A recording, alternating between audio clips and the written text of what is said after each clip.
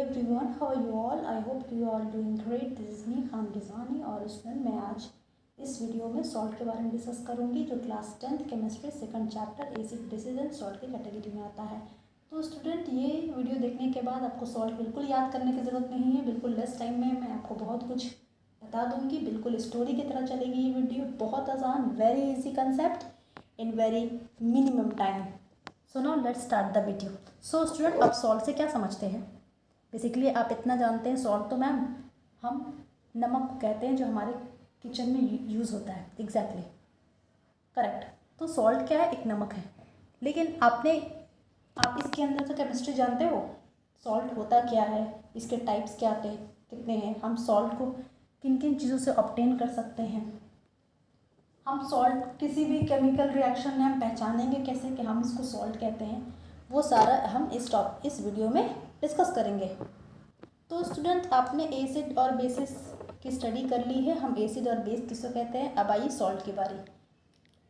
तो फिलहाल अभी तक आपने तो यही पढ़ा है कि कोई भी एसिड को और कोई भी बेस को हम कंबाइन कर देते हैं, अगर दोनों को मिला देते हैं, मतलब दोनों को केमिकली रिएक्ट करा देते हैं, तो हमें सॉल्ट मिलता है और वाटर मिलता है। ठीक है।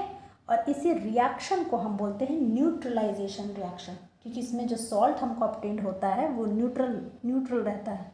मतलब ना तो उसमें एसिड का कंटेंट रहता है, ना तो उसमें बेस का कंटेंट रहता है। मतलब स्टूडेंट, अगर आप एसिड के अंदर बेस डाल दोगे, आपको नमक और पानी मिल जाएगा। मतलब एसिड क्या करेगा, बेस की प्रॉपर्टी को पूरा कैंसिल कर देगा, और बेस क्या करेगा, एसिड की प्रॉपर्टी को कैंसिल कर देगा और दो नया प्रोडक्ट बना देगा जिसको हम सॉल्ट और वाटर कहते हैं। और इस प्रोसेस को न्यूट्रलाइजेशन प्रोसेस और इस रिएक्शन को न्यूट्रलाइजेशन रिएक्शन। ठीक है, इतना आप जानते हो। तो क्या स्टूडेंट सिर्फ न्यूट्रलाइजेशन प्रोसेस से ही हमें सॉल्ट मिलता है? तो ऐसा नहीं है स्टूडेंट, न्यूट्रलाइजेशन प्रोसेस तो सिर्फ एक मेथड है, ये तो सिर्फ एक प्रोसेस है जिससे हम सॉल्ट ऑब्टेन कर सकते हैं। ऐसे कई सारे प्रोसेस हैं जिससे हम सॉल्ट ऑब्टेन कर सकते हैं। तो student, neutralisation process is not the only method to prepare salt. Neutralisation process is the type of method to prepare salt. मतलब ये बस एक टाइप है, ऐसे तो कई सारे टाइप हैं। ठीक है। अब बेसिकली स्टूडेंट, सॉल्ट का रियल डेफिनेशन आप जानो, सॉल्ट हम किसे कहते हैं, किसको है। तो बेसिकली स्टूडेंट, सॉल्ट एक आयोनिक कंपाउंड है। जितने भी सारे आयोनिक कंपाउंड हैं हम उन्हें सॉल्ट का नाम देते हैं। आयोनिक कंपाउंड से हम क्या समझते हैं स्टूडेंट? आयोनिक कंपाउंड से हम ये समझते हैं मतलब कि उसमें आयंस का प्रेजेंट हो, उसमें आयंस हो, हम उसे आयोनिक कंपाउंड। अब आयंस क्या होते हैं? मतलब इलेक्ट्रिकली चार्ज एटम। ठीक है, इलेक्ट्रिकली चार्ज एटम क्या होते हैं स्टूडेंट? अब देख लो, मैं आपको बता देती हूँ। ये न्यूक्लियस एटम का, ये एटम का स्ट्रक्चर है। ठीक है। एटम में जो इलेक्ट्रॉन आउटर मोस्ट ऑर्बिट में होते हैं ना, मतलब बाहरी शेल में जो इलेक्ट्रॉन होते हैं वो केमिकल रिएक्शन में पार्टिसिपेट करते हैं। इसका मतलब ये इलेक्ट्रॉन एटम में जो बाहर के शेल में है वो या तो अपना एक इलेक्ट्रॉन किसी को दे देंगे, या फिर किसी एक से इलेक्ट्रॉन अपना ले लेंगे, किसी से एक इलेक्ट्रॉन ले लेंगे, या फिर एक इलेक्ट्रॉन एक दूसरे के साथ शेयर कर लेंगे। हम उन्हें बोलते हैं कि एटम ये अब इलेक्ट्रिकली चार्ज हो गया। मतलब स्टूडेंट, आप ऐसे समझ लो, मतलब स्टूडेंट, एटम अपने न्यूट्रल स्टेट में होता है ना, एटम अपने न्यूट्रल स्टेट में है, मतलब उस पर कोई चार्ज नहीं है, उसमें इलेक्ट्रॉन का कोई हरकत नहीं हो रहा। हरकत का मतलब एटम अपने बाहरी इलेक्ट्रॉन ना किसी को दे रहा उसमें से, ना किसी से वो इलेक्ट्रॉन शेयर कर रहा है, ना तो वो अपना किसी एक इलेक्ट्रॉन अपना किसी से ले रहा है। ठीक है, वो चुपचाप एकदम कॉर्नर पे बैठा है, कोई हरकत नहीं हो रही उसमें। तो हम बोलेंगे ये एटम इलेक्ट्रिकली न्यूट्रल है, मतलब इस पर कोई चार्ज नहीं है। ठीक है। आप सांस लो, ऑक्सीजन इनहेल करते हो, करेक्ट। ऑक्सीजन आपने लिया अंदर, तो आपको करंट लगा नहीं ना, क्योंकि वो न्यूट्रल स्टेट में है, वो करंट लगेगा ही नहीं आपको। ऑक्सीजन क्या है? दो ऑक्सीजन एटम के मॉलिक्यूल से एक एलिमेंट बनता है ऑक्सीजन का, जो हम इनहेल करते हैं। ठीक है। तो जैसे ही स्टूडेंट ये एटम अपनी स्टेबिलिटी गेन करने के लिए, अब स्टेबिलिटी क्या होता है, ये बेसिकली क्लास 9 का सिलेबस है। जब 9th का चैप्टर पढ़ाऊंगी तब आपको वीडियो अपलोड करके डाल दूंगी, आप देख लेना। तो इलेक्ट्रॉन जब खुद में से एक एटम जब खुद में से बाहर के शेल का खुद में से एक इलेक्ट्रॉन किसी को दे दिया या ले लिया या शेयर कर दिया, मतलब हम कहते हैं कि वो एटम चार्ज हो गया, मतलब उसमें अब हरकत आ गई है। वो जो चुपचाप कॉर्नर पे बैठा था एटम, अब वो हरकत करने लगा, एक्टिविटी करने लगा, मतलब अब वो बड़ा चार्ज हो गया, उसमें एनर्जी आ गई, चार्ज हो गया, है ना। तो ये एटम जैसे ही चार्ज होता है स्टूडेंट, मैं यहाँ पे लिख लेती हूँ, अगर आप नोट्स बना रहे हो तो ये बना लेना। एटम जैसे ही चार्ज हुआ, मतलब अब वो एटम नहीं रहा स्टूडेंट, अब वो एटम खुद को आयंस में कन्वर्ट कर दिया, ठीक है। और आयंस आपको पता है पॉजिटिव होते हैं और स्टूडेंट नेगेटिव होते हैं। मतलब अगर एटम इलेक्ट्रॉन अपने में से एक इलेक्ट्रॉन किसी को दे देता है तो हम बोलते हैं ये पॉजिटिव आयन हो गया, ठीक है। और खुद में से एक इलेक्ट्रॉन ले लिया तो हम बोलते हैं ये नेगेटिव आयन हो गया, या फिर एक इलेक्ट्रॉन का शेयरिंग हो गई तो हम बोलते हैं उसे नेगेटिव आयन। ओके, इतना आप जान गए। तो बस स्टूडेंट, बस जैसे ही कंपाउंड में आयंस आया हम उसे बोल देते हैं सॉल्ट। आप इधर देखो, आप ये तो जानते हो ना, न्यूट्रलाइजेशन प्रोसेस में हमें सॉल्ट जो मिलता है उसका नाम है सोडियम क्लोराइड, इतना आप जानते हो, NaCl, ये सॉल्ट है। कैसे पहचानेंगे ये सॉल्ट है? क्योंकि आप देखो ना, Na पे पॉजिटिव चार्ज है, पॉजिटिव आयन हो गया, Cl पे माइनस चार्ज, नेगेटिव आयन हो गया। तो अब आप पूछोगे मैम ऐसा क्यों, Na पे पॉजिटिव चार्ज है, Cl पे माइनस, ऐसा भी तो हो सकता था Cl पर पॉजिटिव और Na पे माइनस। तो ऐसा इसलिए होता है स्टूडेंट, आप वीडियो में कंटिन्यू रहे, मैं आपको वीडियो के एंड तक आपको पूरा कंसेप्ट क्लियर हो जाएगा। आप एक टिप्स मैं आपको देना चाहती हूँ। देखो स्टूडेंट, जितना भी सॉल्ट है सबके पास एक पॉजिटिव आयन है और एक नेगेटिव आयन है, ठीक है, देख लो। लेकिन स्टूडेंट वो जो पॉजिटिव आयन है ना, वो H+ नहीं होना चाहिए। मतलब आपने एसिड में पढ़ा है, एसिड तो वो सब्सटेंस है जो पानी में डालते हैं और खुद में से H+ आयन रिलीज करते हैं, मतलब खुद में से H को अलग करते। जैसे स्टूडेंट HCl आप देख लो, HCl को पानी में डालो तो पता है क्या होगा, H अलग हो जाएगा और Cl अलग हो जाएगा, और ये पानी में ही तैरते रहेंगे, पानी में ही फ्लोट करते रहेंगे। ये दोनों अपना रिश्ता अलग कर लेंगे और ये अलग पानी में तैरेंगे, ये अलग पानी में तैरेंगे, ठीक है। तो पॉजिटिव आ गया ना, H पॉजिटिव, और हम यहाँ भी पॉजिटिव है, यहाँ भी पॉजिटिव, लेकिन फ़र्क क्या है, ये पॉजिटिव H नहीं है, ये पॉजिटिव स्टूडेंट मेटल है। ये जो पॉजिटिव आयन है ना, ये मेटल है, हम इसे बोल देंगे कि ये सॉल्ट है। समझ रहे हो आप? अब आप कितना भी कुछ भी सॉल्ट उठाकर आप देख लो, कोई भी सॉल्ट आप देख लो, देखो मैं आपको दिखाती हूँ, एक सेकंड, आप इधर देख लो स्टूडेंट, आप इधर देखो, एग्जाम्पल में आप देखो, NaCl क्या है, सॉल्ट है, N पे पॉजिटिव, Cl पर माइनस चार्ज। CaCl2 क्या है, सॉल्ट है, कैल्शियम क्लोराइड, Ca पे पॉजिटिव, Cl2 पे माइनस। Mg क्या है, मैग्नीशियम क्लोराइड, सॉल्ट है, Mg पर पॉजिटिव, Cl2 पे माइनस।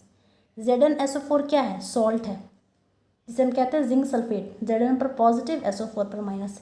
CuSO4 क्या है, कॉपर सल्फेट, जिसे कॉपर पर पॉजिटिव, SO4 सल्फेट पर नेगेटिव। तो आप देखो ना स्टूडेंट, सब पे एक पॉजिटिव आयन है, सब पे एक नेगेटिव आयन है, हम इसे कह देंगे आयंस। लेकिन आप ज़रा यहाँ पर थोड़ा ध्यान देना स्टूडेंट, एकदम माइंड ओपन करके आप देख लो, ये सारा मेटल है ना, सोडियम क्या है, मेटल है, कैल्शियम क्या है, मेटल है, मैग्नीशियम क्या है, मेटल है, जिंक क्या है, मेटल है, कॉपर क्या है, मेटल है, सब मेटल है ना। मतलब स्टूडेंट हमने तो ये शॉर्ट ट्रिक निकाला, अच्छा सॉल्ट हम उसे कहते हैं जो एक मेटल हो और एक क्लोराइड क्या है, नॉन मेटल है ना। मतलब एक मेटल है, एक नॉन मेटल है, और मेटल का तो काम ही होता है स्टूडेंट दूसरे को इलेक्ट्रॉन देना। वो तो खुद जा करके ऑफर करता है कि भाई साहब आओ हमसे इलेक्ट्रॉन ले लो। तो जो सब्सटेंस खुद में से इलेक्ट्रॉन निकाल देता है उसको हम क्या बोलते हैं, पॉजिटिव आयन। तो हो गया ना पॉजिटिव, तो सोडियम क्या हो गया, मेटल है, ये खुद जा करके क्लोरीन को, क्लोराइड को बोलता है कि भाई साहब आ जाओ, मैं तुम्हें इलेक्ट्रॉन दे देता हूँ, तो ये पॉजिटिव हो गया। मतलब सोडियम ने खुद में से एक नेगेटिविटी निकाल दी। एक नेगेटिव क्या है, इलेक्ट्रॉन का चार्ज, इलेक्ट्रॉन का चार्ज नेगेटिव होता है, करेक्ट।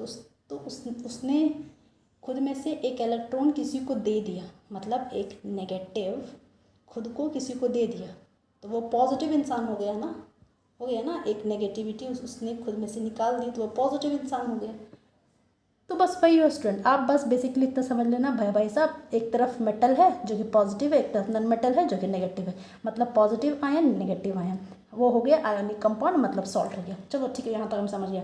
अब देखो student, salt is general name, salt एक जनरल नेम है and it does not only refer to NaCl, मतलब सोडियम क्लोराइड, मतलब सिर्फ NaCl को हम सॉल्ट बोलेंगे कि सॉल्ट का तो फॉर्मूला सिर्फ NaCl नहीं, क्योंकि कई सारे सॉल्ट है ना, देख लो ना, कैल्शियम क्लोराइड है, मैग्नीशियम सल्फेट है, जिंक सल्फेट, ये सारे सॉल्ट ही हैं स्टूडेंट, ठीक है। तो सिर्फ सोडियम क्लोराइड को हम सॉल्ट नहीं कहते हैं, ठीक है। और सॉल्ट क्या है, एक सॉलिड है, पानी में डालो तो घुल जाता है, सॉल्युबल इन वाटर, इसकी हाई मेल्टिंग पॉइंट होती है, इसकी हाई बॉइलिंग पॉइंट होती है। और आपको एक बड़ा खासियत बताऊं सॉल्ट के बारे में, कि सॉल्ट को ना जब आप पानी में डालोगे तो ये इलेक्ट्रिसिटी कंडक्ट कर देता है, बड़ा अच्छा इसकी प्रॉपर्टी है। मतलब कि जैसे सॉल्ट को आपने पानी में डाल दिया ना, उसमें से उसने खुद में से, सपोज करो मैंने सोडियम क्लोराइड को पानी में डाल दिया, ये क्या करेगा, खुद पानी में जैसे ही जाएगा खुद में से आयन प्रोड्यूस कर देगा, मतलब Na+ जो था वो अलग हो जाएगा और Cl- अलग हो जाएगा। मतलब जो पहले न्यूट्रल कंपाउंड में था उसको पानी में डाला, चार्ज हो गया और Na+ अलग हो गया और Cl- अलग हो गया। और हमें पता है कि इलेक्ट्रिसिटी कैसे जनरेट होती है, इलेक्ट्रिसिटी कैसे कंडक्ट होती है। मतलब जब आयंस का मूवमेंट होता है तो इलेक्ट्रिसिटी कंडक्ट हो जाती है। तो यही तो हुआ, पानी में हमने डाल दिया सोडियम क्लोराइड को, तो पानी में जाते के साथ ये पॉजिटिव आयन अलग हो गया, नेगेटिव आयन अलग हो गया, मतलब ये चार्ज हो गया और ये पानी में ही फ्लोट करेंगे। मतलब पानी में मूवेबल है, मूवेबल का मतलब मूवमेंट होता है, तो ये मूव कर रहे हैं। तो अब क्या होगा, उस पानी में इलेक्ट्रिसिटी कंडक्ट होगा। और सॉल्ट इलेक्ट्रिसिटी कंडक्ट कराने की प्रॉपर्टी रखता है, इसीलिए हम उसे इलेक्ट्रोलाइट कहते हैं। आई होप आपको इतना तक समझ में आ गया होगा। अब वीडियो को आगे बढ़ाते हैं। अब स्टूडेंट, हम पहचानेंगे कैसे कि कौन कौन कंपाउंड सॉल्ट है और कौन कंपाउंड सॉल्ट नहीं है। तो मैंने आपको बता दिया, एक तरफ मेटल होगा पॉजिटिव, उस पर होगा कि मेटल का काम है खुद से इलेक्ट्रॉन देना, तो पॉजिटिव है। और एक तरफ होगा नॉन मेटल, जो जो जो दूसरे से इलेक्ट्रॉन लेता है तो खुद नेगेटिव है, ठीक है। NaCl बताया था, Na पे पॉजिटिव, Na क्या है, मेटल है, पॉजिटिव आयन, Cl क्या है, नॉन मेटल है, नेगेटिव आयन, तो सॉल्ट बन गया। तो देखो ना, सफिक्स ऑफ सॉल्ट देख लो स्टूडेंट, क्लोराइड ये एक सॉल्ट है। आप लास्ट में देख रहे हो स्टूडेंट, अगर लास्ट में अगर आपको IDE सफिक्स, मतलब कोई भी वर्ड के बाद में जो लगता है, जैसे आपका नाम क्या है, आपका नाम कुछ भी नाम है, लास्ट में आप टाइटल लगाते हो ना, खान या एनीथिंग, चौधरी, कुमार, तो वो क्या है, सफिक्स है, ठीक है। तो वैसे ही आइड लग गया या फिर ATE लग गया, समझ, चुपचाप से आप समझ लेना वो सॉल्ट के बारे में बात हो रही। देखो क्लोराइड ID लग गया, सल्फेट ATE लग गया, कार्बोनेट AT लग गया, एसीटेट AT लग गया, नाइट्रेट एसीटेट नाइट्रेट ATE लग गया। तो ये सारे समझ लेना आप सॉल्ट है, ये शॉर्ट ट्रिक है सॉल्ट को पहचानने का। तो देखो स्टूडेंट, जब हाइड्रोक्लोरिक एसिड के सॉल्ट से क्या बनता है, हमें क्लोराइड बनता है। सल्फ्यूरिक एसिड से क्या बनता है, कौन से सॉल्ट बनता है स्टूडेंट, सल्फेट बनता है। मैं सब एग्जांपल दूंगी आपको, डोंट वरी। कार्बोनिक एसिड से कौन सा सॉल्ट बनता है स्टूडेंट, कार्बोनेट बनता है। एसिटिक एसिड से कौन सा सॉल्ट बनता है student, acetate. Similarly nitric acid से कौन सा सॉल्ट बनता है, नाइट्रेट। देखो ना, सब में क्या है, सब में लास्ट में ATE और IDE है, सॉल्ट का सफिक्स है। अब आप देख लो कैसे बनता है प्रोसेस, मैं आपको बताती हूँ। प्लीज़ वीडियो फुल देखना, बहुत अच्छे से पढ़ा रही हूँ, बहुत मेहनत से आपको पढ़ा रही हूँ, सारा कंटेंट आपको ला कर दे रही हूँ। NCERT का line side book, Google, YouTube tutorial आप जितना भी देख लो, लेकिन आपको इतना ईजी वे में कंटेंट अवेलेबल इतने लेस टाइम में आपको नहीं मिलेगा। आप देखो स्टूडेंट, पोटेशियम सल्फेट, ठीक है, सल्फेट आपको आया, सल्फेट मिला, एक सेकेंड, सल्फेट है ना, चलो पोटेशियम सल्फेट K2SO4, ये क्या है स्टूडेंट, एक सॉल्ट है। देखो इससे पॉजिटिव है, इस पर नेगेटिव, सॉल्ट है ना, आयोनिक कंपाउंड हो गया। अब देख लो स्टूडेंट, सॉल्ट कैसे बनता है, एसिड और बेस को कंबाइन कर दो। तो चलो हमने एक बेस ले लिया पोटेशियम हाइड्रोक्साइड और एसिड ले लिया सल्फ्यूरिक एसिड। तो हमें कैसे पता चलेगा मैम कि पोटेशियम सल्फेट को बनाने के लिए कौन कौन सा हमें एसिड लेना है, कौन कौन सा हमें बेस लेना है। तो सिंपल स्टूडेंट, यहाँ पे वर्ड आ गया सल्फेट। आप देख लो सल्फेट, सल्फेट पे कौन सा लेंगे स्टूडेंट, सल्फ्यूरिक एसिड। तो हमने सल्फ्यूरिक एसिड ले ली, जिसको हम H2SO4 बोलते हैं, ठीक है। और यहाँ पे बात K आ गई ना, आप समझ लेना पोटेशियम, ठीक है। और बेस की बात हो रही है, तो बेस का सफिक्स क्या होता है, OH, hydroxide, hydroxide, potassium hydroxide को सल्फ्यूरिक एसिड से मिला दो, आपको मिल जाएगा पोटेशियम सल्फेट और वाटर। अब देख लो स्टूडेंट, अब हम बनाते हैं sodium sulphate. Again the term sulphate, again sulphuric acid आएंगे, सल्फ्यूरिक एसिड आ गए, सोडियम आ गए, तो सोडियम हमने लिख दिया, ठीक है। बेस का सोडियम, बेस का आपको पता है OH, हाइड्रोक्साइड को बेस कहते हैं, OH हमने लिख दिया। और हमने देखा कि भैया सोडियम बन रहा है ना, तो Na तो पक्का होगा, ठीक है, Na हो गया। सोडियम हाइड्रोक्साइड सल्फ्यूरिक एसिड को मिला दो, आपको सोडियम सल्फेट मिल जाता है और वाटर मिल जाता है। अब देखो सोडियम नाइट्रेट की बात करते हैं। नाइट्रेट में क्या बना स्टूडेंट, नाइट्रिक एसिड, हमें नहीं पता। अब आप मुझे बताओ कैसे फॉर्म होगा नाइट्रेट सॉल्ट, कैसे फॉर्म होगा। आप बस इतना याद रखना, नाइट्रेट सॉल्ट, अच्छा नाइट्रिक एसिड, फट से हमने नाइट्रिक एसिड लिख दिया, HNO3, ठीक है। और हम बेस लेंगे, अब कौन सा बेस लेंगे, हमने देखा सोडियम, अच्छा तो सोडियम तो होगा ही, और बेस OH मिल करके आपको सोडियम नाइट्रेट बना दिया, H2O। देखो स्टूडेंट, मैं बार बार बेस OH इसलिए बोल रही हूँ, जिसे हम हाइड्रोक्साइड कहते हैं, ठीक है। और बेस का सफिक्स ही होता है OH, हाइड्रोक्साइड, और एसिड का हाइड्रोजन होता है। मैं वीडियो अपलोड करूँगी, डोंट वरी, आप उसमें देख कर समझ लेना। अब देखो स्टूडेंट, सोडियम कार्बोनेट की बात हो रही है, कार्बोनेट, आप देख लो कार्बोनिक एसिड, फट से कार्बोनिक एसिड हमने डाल दिया, और सोडियम है तो Na, बेस OH हो गया, आपको कार्बोनिक एसिड, आपको सोडियम कार्बोनेट और वाटर मिल गया। अब देखो student, magnesium sulphate, again the term sulphate, sulphuric acid. अब मैग्नीशियम है भैया तो मैग्नीशियम डालूंगी, हाइड्रोक्साइड है OH होल स्क्वायर, ठीक है। अब आपको मिल गया मैग्नीशियम सल्फेट प्लस वाटर। तो आप इतना समझ लो कि आप कैसे पहचानोगे कौन सॉल्ट है। तो आप फर्स्ट से देखना ATE या IDE, हम उससे पहचान लेंगे कि ये सॉल्ट है, ठीक है। और एसिड बेस कंबाइन होकर हमें सॉल्ट और वाटर देता है। लेकिन सिर्फ यही एक तरीका नहीं है सॉल्ट को ऑब्टेन करने का स्टूडेंट, सॉल्ट को ऑब्टेन करने का बहुत तरीका है, लेकिन as if now class 10th के सिलेबस तक में आपको इतना ही पढ़ना है। अब आप यहाँ पे देख लो student, actual meaning of salt. देखो सॉल्ट हम पहचानेंगे कैसे, मैंने आपको बहुत सारे वे बता दी हूँ कि सॉल्ट का कैसे दिक्कत हो पहचान लोगे कि सॉल्ट है। देखो student, salt is compound formed from acid, आपको पता है एसिड से बनता है, लेकिन कैसे student, by the replacement of hydrogen in the acid by a metal. देखो मैंने आपको बताया था ना, सोडियम क्लोराइड क्या है, एक मेटल है, सॉरी सोडियम क्लोराइड क्या है, सॉल्ट है। तो देखो, और HCl क्या है स्टूडेंट, एसिड, हाइड्रोक्लोरिक एसिड। अब एसिड में से ये H, एसिड का जो मेन प्रॉपर्टी है, बेसिक पहचान है, बेसिक आइडेंटिटी है, वो H है। H को आप हटा दो, ठीक है भैया, हमने H को हटा दिया, सिर्फ Cl को लिख दिया।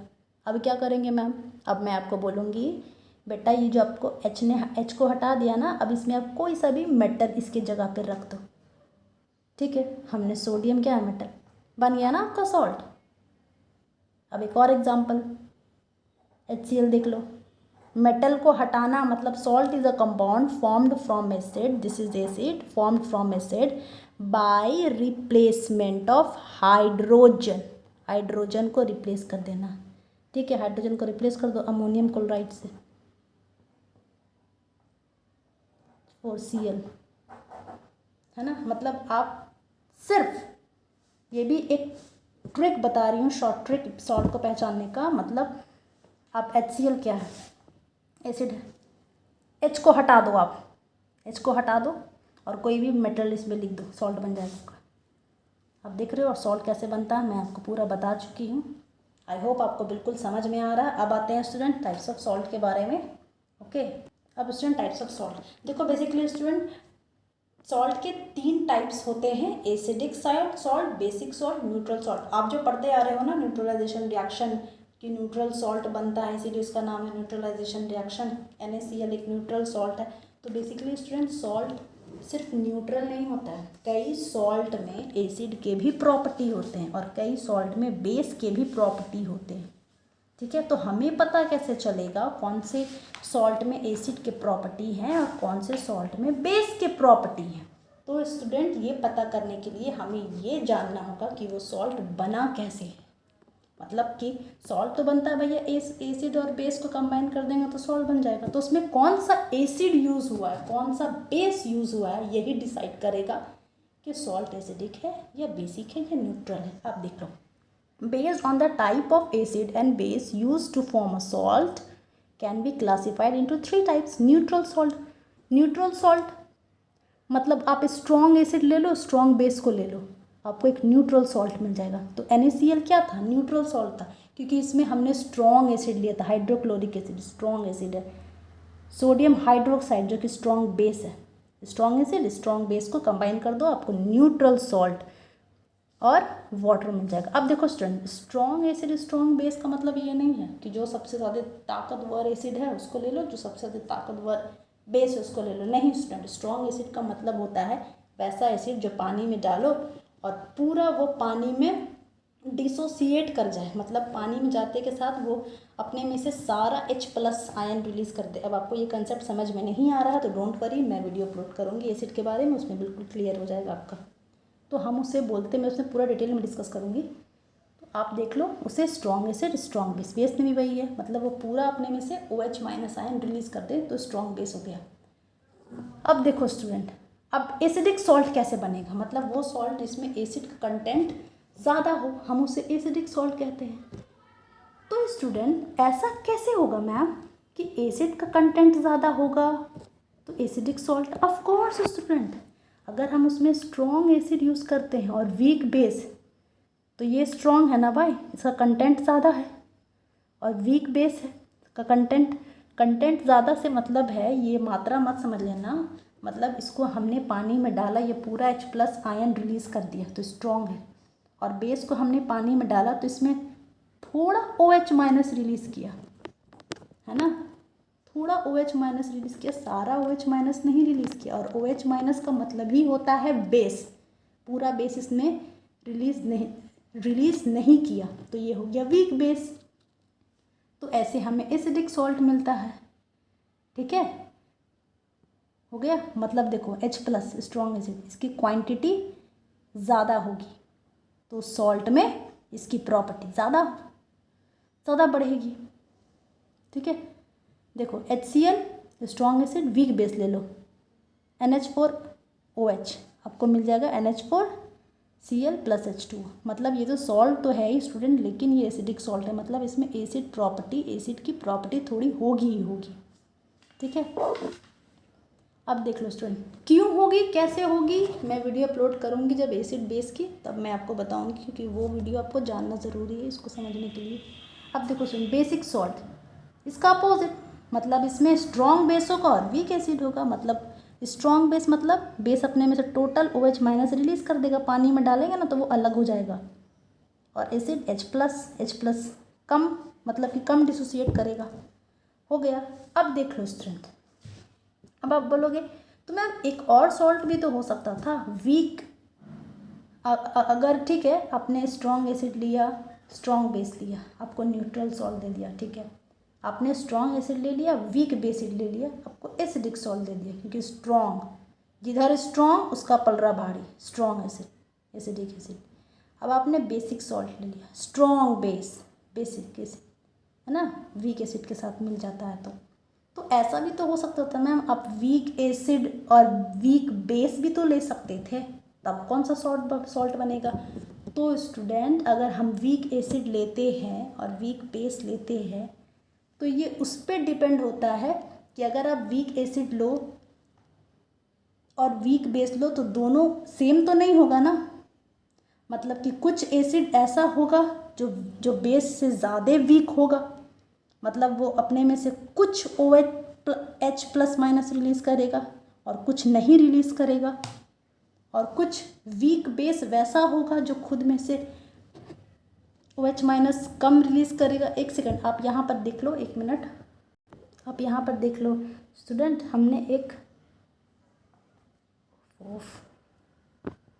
हमने वीक एसिड ले लिया, मतलब इसको जैसे ही हमने पानी में डाला ना, मतलब 100 मॉलिक्यूल हमने लिया। एक एग्जांपल है, आर्बिट्री एग्जांपल है, 100 मॉलिक्यूल एसिड हमने सपोज करो हम लोगों ने ले लिया, पानी में डाल दिया, तो इसमें से सिर्फ 98% ही पानी में H+ आयन पानी में जाकर खुद को अलग कर दिया और 2% नहीं किया, तो ये वीक एसिड हो गया। ठीक है, अब वीक बेस में क्या होता है स्टूडेंट, वीक बेस में आप देख लो, अगर हमने पानी में डाला, ये खुद में से कुछ ही OH माइनस रिलीज़ किया, बाकी नहीं रिलीज़ किया, तो वीक बेस हो गया।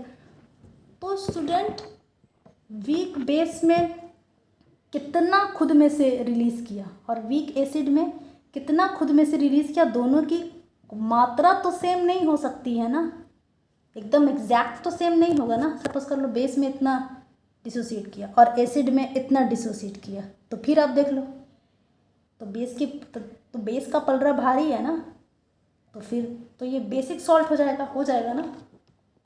या फिर अगर एसिड खुद में से ज़्यादा रिलीज़ करता है और बेस कम रिलीज़ करता है, तो एसिड का पलड़ा भारी हो जाएगा। पलड़ा भारी मतलब आप ये समझ लो कि एसिड ज़्यादा पानी में खुद में से H+ आयन रिलीज़ कर रहा है, तो वो जो सॉल्ट बनेगा उसमें कुछ एसिड की प्रॉपर्टी हो जाएगी, है ना। इसको डेप्थ में मैं एसिडिटी ऑफ बेस या फिर बेसिसिटी ऑफ एसिड जब पढ़ाऊँगी एसिड बेस में, तब मैं डिस्कस करूँगी। ठीक है, तो ऐसा पॉसिबल नहीं है स्टूडेंट, अगर हम वीक एसिड या वीक बेस को मिलाएं तो कौन सा सॉल्ट मिलेगा, ये उस पर डिपेंड है कि आप कितना ज़्यादा वीक एसिड मिला रहे हो या कितना ज़्यादा वीक बेस मिला रहे हो। अब यहाँ पर देख लो स्टूडेंट, हम वीडियो के लास्ट टॉपिक पर आ गए हैं। देखो स्टूडेंट, इथेनोइक एसिड को आप एसिटिक एसिड भी कहते हो। ये वो एसिड है जो हमें सिरका में पाया जाता है। सिरका में मतलब पानी में आप 5 या 8% इथेनोइक एसिड डाल दो, वो सिरका बन जाएगा। ठीक है, इथेनोइक एसिड को आप बेस से कंबाइन कर दो, जो कि सोडियम हाइड्रोक्साइड, आपको मिल जाएगा सोडियम एसीटेट और वाटर। सोडियम एसीटेट क्या स्टूडेंट, मैंने आपको बताया था ATE लगता है लास्ट में, सॉल्ट समझ लेना। किसका सॉल्ट है, इथेनोइक एसिड का। इथेनोइक एसिड का सॉल्ट एसीटेट।